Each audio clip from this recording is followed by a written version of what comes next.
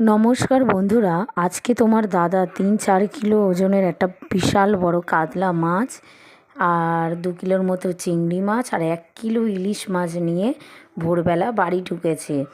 তো দেখো, ইলিশ মাছটা এতটাই টাটকা, এতটাই ফ্রেশ যে কি বলবো। তো আমাদের এখানে সাঁকরাইলের সামনে আড়ত আছে, সেই আড়ত থেকে কাজের সূত্রে বাইরে ছিল, তো ভোরবেলা মাছ কিনে বাড়ি ঢুকেছে। তো দেখতেই পাচ্ছ কাতলা মাছটা বিশাল বড়, কাটার লোক পায়নি সেই সময়, তো টাটকা কিনে নিয়ে বাড়িতে চলে এসেছে। আর তার সাথে নিয়ে এসছে নোটের শাক, আর নিয়ে এসছে হেলা, অনেকে শ্যাপলাও বলে যাদের যেখানে। তো দেখতেই পাচ্ছ কাতলা মাছটা এতটাই বড়, আর কি বলবো, ইলিশ মাছটা এতটাই টাটকা ফ্রেশ। আমার তো সকালে দেখে মনটা খুশিই হয়ে গেল যে বাবা, সকালবেলায় এসে এত সুন্দর মাছের মুখ দেখতে পেলাম, ভীষণ ভালো লেগেছে। তো কি বলবো।